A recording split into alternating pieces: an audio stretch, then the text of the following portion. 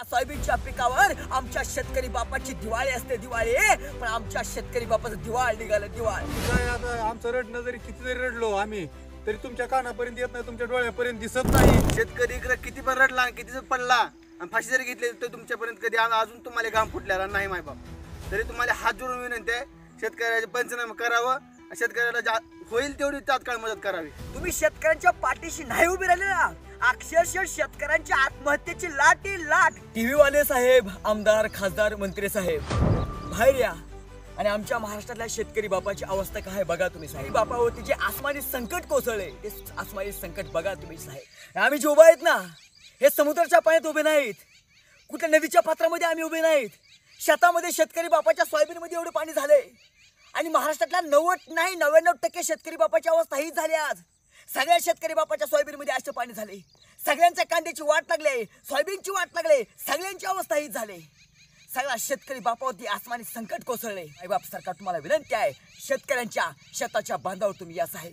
मुंबईचे ज्यावेळेस ते मेट्रो ट्रेन बंद होते ना पावसामुळे, त्यावेळेस टीव्हीला हेडलाईन येते मेट्रो बंद झाली म्हणून. अरे शेतकरी बाप तो या जगाला जगवतो ना, त्या शेतकरी बापाची अवस्था आज काय झाले. समुद्राच्या पाण्यामध्ये उभे नाहीत, आम्ही नदीच्या पाण्यामध्ये उभे नाहीत, आम्ही उभे आहेत शेतामध्ये. आज या शेताची अवस्था काय झाली बघा.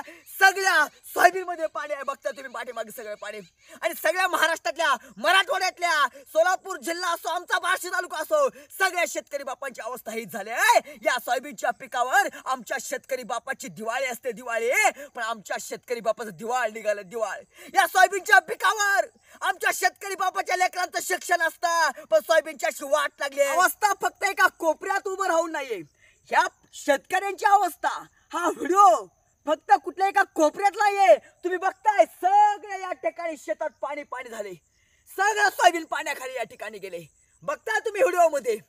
हा शेतकरी बापाचा शेत आहे का समुद्र हे कळायला भाग नाही. आजचं नाही, आत्ताच नाही, काल 5 वाजता झालेला पाऊस आहे आणि तेव्हापासून आज सकाळी, आज आम्ही व्हिडिओ बनवतोय सकाळी, तर आज सकाळपर्यंत पाणी दिसतंय. म्हणजे रात्रभर ह्या पिकाची अवस्था काय झाली असेल. तर सरकारला एक विनंती आहे, सरकार किंवा तुमची जी मदत आहे ती तुटपुंजीच असते, पण तुम्ही लक्ष देऊन जरा शेतकऱ्यांचा विचार करून यावेळेस जरा चांगली मदत द्यावी आणि आमची दिवाळी चांगली करावी ही विनंती आहे. आज या मुलांच्या फी भरायच्या आहेत आणि ह्या सोयाबीनवर फी भरायची होती. आता त्यांनी काय करायचं काय. तर परत एकदा विनंती आहे शासनाला, किंवा तुम्ही पंचनामे करून तात्काळ मदत द्यावी ही अपेक्षा आहे. बाकी काय, आता आमचं रडणं जरी किती जरी रडलो आम्ही तरी तुमच्या कानापर्यंत येत नाही, तुमच्या डोळ्यापर्यंत दिसत नाही. परत एकदा तुम्हाला आम्ही हात जोडून विनंती करतोय, हात जोडून का, की बाबा आज म्हणजे आम्ही भीक मागायलो समजा. असं आम्ही हात तर जोडतो पण भीक मागायलोय समजा, आणि आम्हाला शेतकऱ्यांना मदत करा. सरकार तुमच्याकडे मदतीसाठी भरपूर काही असतंय, आम्हाला पण माहित आहे. थोडंफार अर्थकारण आम्हाला पण कळतंय. ज्या शेतकऱ्याने अर्थकारण उभं केलेलं असतंय त्यांना कळत असतंय अर्थकारण. संपूर्ण महाराष्ट्राच्या व्यथा आहे त्या.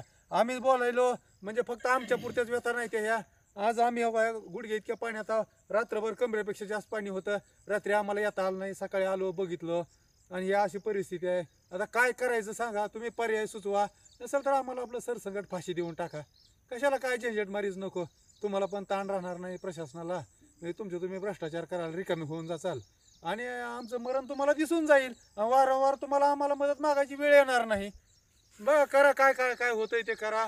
तुमचे प्रशासकीय अधिकारी पाठवा. दत्ता भरणे साहेब, तुम्ही आज कृषी मंत्री आहात. आमची दिवाळी चांगली व्हावी, चांगली म्हणजे बरी व्हावी.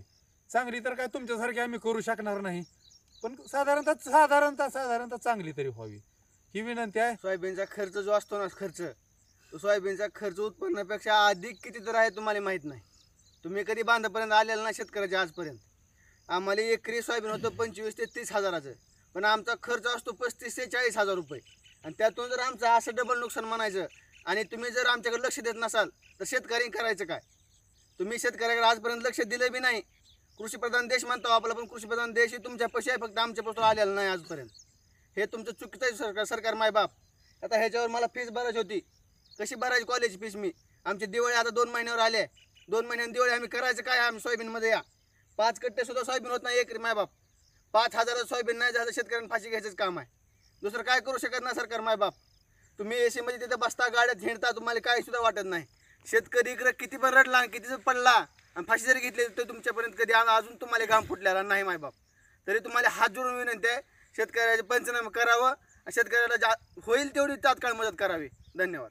आणि सगळ्यात महत्त्वाचं म्हणजे जी खरीपाची पिकं होती, उडीद असेल, मूग असेल, मटकी असेल, चवळी असेल, ही खरीपाची पिकं काढायला आली होती.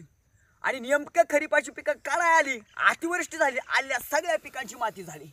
आज तुम्ही बघताय सगळे शेतकरी बांधव सोयाबीन डॅमेज झाले.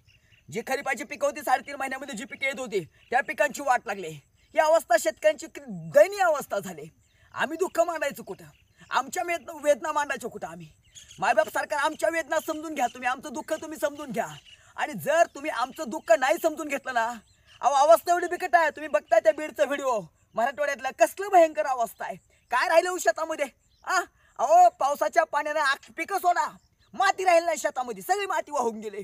एवढी अवस्था बिकट झाली. आणि जर मायबाप सरकार तुम्ही शेतकऱ्यांच्या पाठीशी नाही उभी राहिली ना, अक्षरशः शेतकऱ्यांच्या आत्महत्येची लाट मरावं लागेल शेतकरी बापांना. कारण या देशामध्ये सगळ्यात जास्त आत्महत्या महाराष्ट्रामध्ये होतात. आज या ठिकाणी निसर्ग आमच्या सोबत नाही, निसर्गाच्या आमच्या सोबत खेळ खेळतोय. कमीत कमी सरकार तुम्ही तर आमच्या सोबत राहा.